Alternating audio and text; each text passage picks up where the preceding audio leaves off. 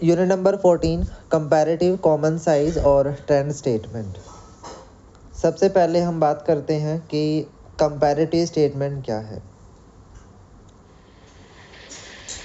जैसे कि नाम से ही क्लियर कर रहा है कि कंपैरेटिव में क्या होगा, कंपैरिजन किया जाएगा।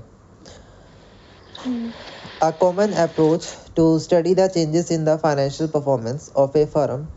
To simplify, compare the financial statement for at least 2 years and calculate the changes between the 2 years. Such an analysis is called comparative statement analysis.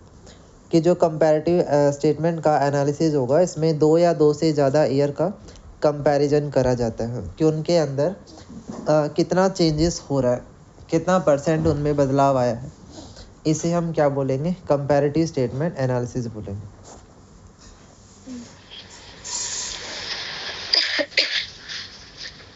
यहाँ पर जब हम टेबल बनाते हैं तो टेबल बनाने के लिए क्या करना है कि हमारे पास 2 वैल्यू होंगी, एक होगा प्रीवियस ईयर और एक होगा करंट ईयर। जैसे ये बैलेंस शीट की वैल्यूज़ हैं, तो सबसे पहले क्या निकालते हैं, चेंज निकालते हैं कि इन दोनों वैल्यू में कितना फ़र्क आ रहा है, और फिर इसका परसेंटेज चेंज निकालते हैं। अच्छा। चेंज निकालने के लिए तो सिंपल क्या करना है, दोनों वैल्यू माइनस करनी है जो ये वाली है, और परसेंटेज चेंज निकालने के लिए क्या करना है, जो मेरा ये चेंज वाली वैल्यू आई है ये ऊपर, और इसके अपॉन में ये वाली वैल्यू, और मल्टीप्लाई 100। यानी नीचे क्या आएगा, बेस ईयर आ जाएगा, बेस ईयर में जो वैल्यूज़ है वो आ जाएगी। ठीक है। तो उससे हमें क्या मिलेगा, परसेंटेज चेंज मिल जाएगा इस वैल्यू का। ठीक है, इसे बोलते हैं कंपैरेटिव स्टेटमेंट। कि आपके पास कोई बैलेंस शीट है और उस बैलेंस शीट में अमाउंट दिए होंगे, और उन अमाउंट में सबसे पहला स्टेप होगा कि हमें चेंज निकालना है कि उसमें कितना चेंजेस हो रहा है, और फिर दूसरा स्टेप होएगा कि उसमें परसेंटेज चेंज कितना हो रहा है। तो वो जो चेंजेस आएगा उसे ही कंपैरेटिव बोल देंगे कि मेरी कंपैरेटिवली क्या स्टेटमेंट शो हो रही है। ठीक है। दूसरा हमारा स्टेटमेंट जो है वो है कॉमन साइज स्टेटमेंट, और इसमें क्या किया जाएगा, यहाँ से in this analysis financial statement are redraft to be express in term of common base value. कि यहाँ पर हम सारी की सारी जो वैल्यूज़ हैं उनको कॉमन बेस के साथ परसेंटेज में निकालते हैं, और वो कॉमन बेस क्या हो सकता है, total asset, liabilities in case of balance sheet.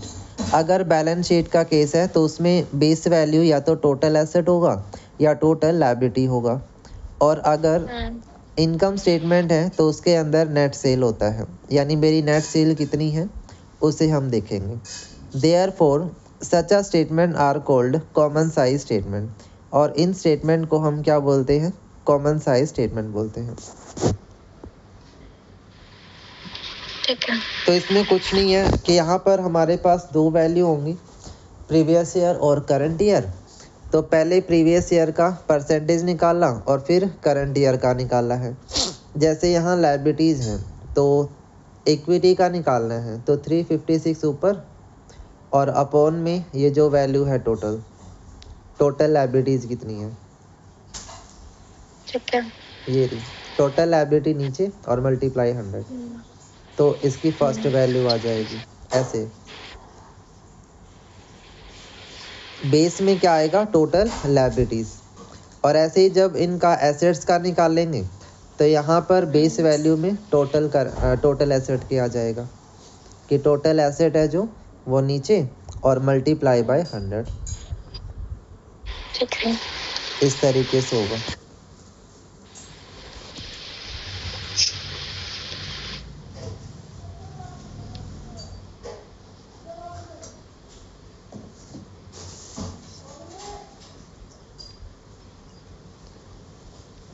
और फिर इसके बाद दूसरा क्या है, ट्रेंड एनालिसिस।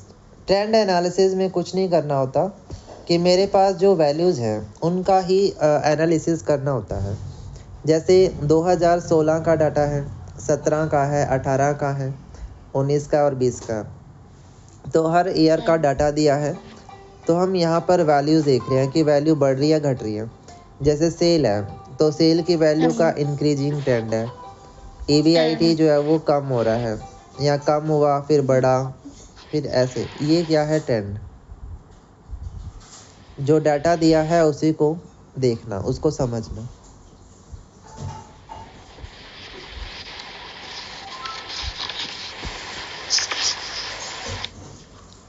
देन है इंटर फर्म कंपैरिजन। इसे हम क्रॉस सेक्शनल एनालिसिस बोलते हैं। यहाँ पर क्या करेंगे, हम अपनी फर्म की परफॉर्मेंस को दूसरी फर्म की परफॉर्मेंस से, या हमारे जो कॉम्पिटिटर हैं उनकी परफॉर्मेंस से कंपेयर करते हैं। इसे कहते हैं इंटर फर्म एनालिसिस।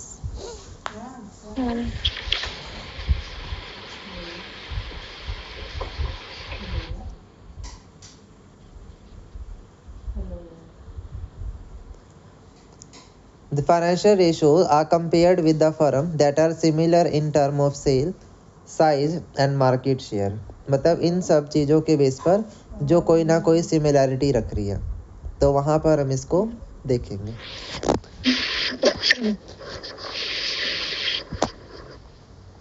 जैसे कि यहाँ पर ये कुछ कंपनीज हैं और इनके नाम वगैरह दे रखे हैं और इनके डाटास को कंपेयर किया गया है।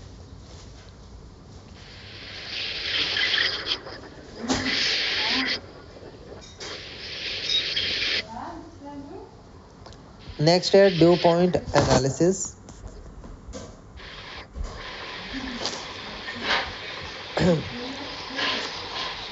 The most important aspect of a firm operation is the rate of return the firm is able to generate on equity investment made by the shareholder। कि जो शेयर होल्डर है उनके हिसाब से हम जनरेट कर रहे हैं। Equity shareholder are the real owner of the firm. कि जो इक्विटी शेयर होल्डर है वो ओनर ऑफ द फर्म होगा। एंड रिटर्न ऑन इक्विटी हम निकालते हैं, ठीक है। और इसमें 3 कंपोनेंट की बात कर रहा है कि परफॉर्मेंस के 3 कंपोनेंट हैं, प्रॉफिट मार्जिन, एसेट टर्नओवर और इक्विटी मल्टीप्लायर।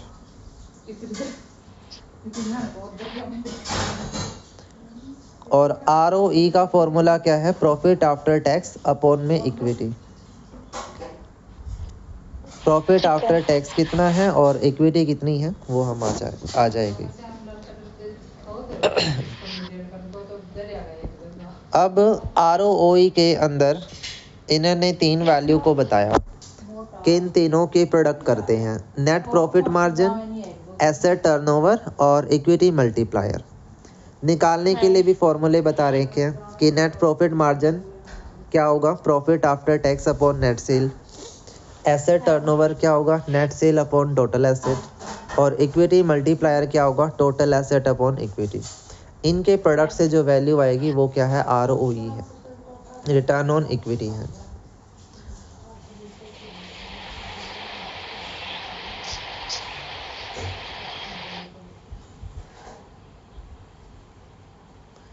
बाकी हमने रेशियोज तो पढ़ ही लिया है।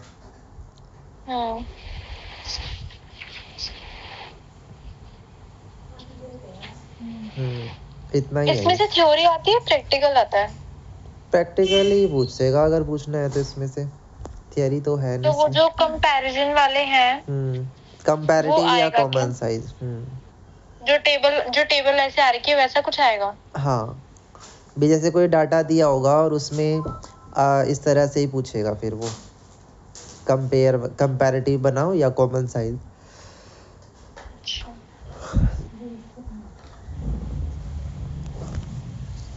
बेसिकली तो इसमें यही टॉपिक बन रहा है, कंपैरेटिव या कॉमन साइज का।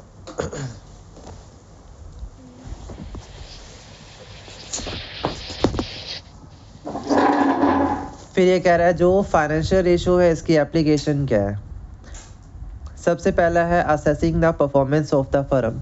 कि जो फर्म है उनकी परफॉर्मेंस को असेस करने में यूज़फुल है, ठीक है। दूसरा है क्रेडिट एनालिसिस कर सकते हैं कि हमारी जो क्रेडिट एबिलिटी है वो कैसी है। फॉरकास्टिंग द बैंकरप्सी कि भाई हमारी जो बिज़नेस है वो बैंकरप्ट हुआ है या नहीं, उसके फेलियर्स वगैरह को बता देता है। वैल्यूएशन ऑफ द फर्म उसे हम यहाँ पर निकाल सकते हैं by using financial ratios.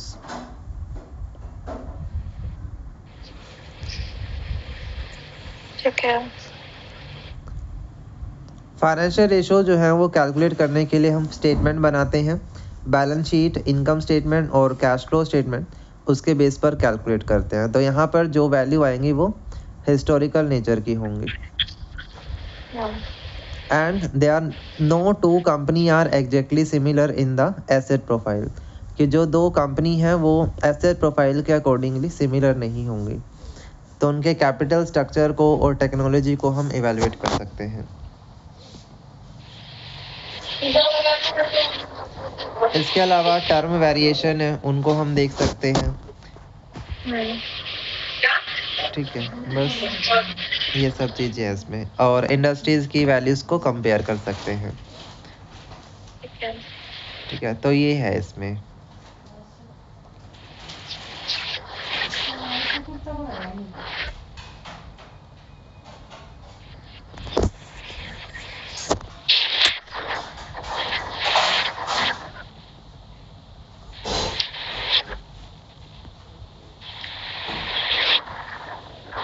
One, to और 4, ये 3 इसमें क्वेश्चन बन जाते हैं। इसमें जो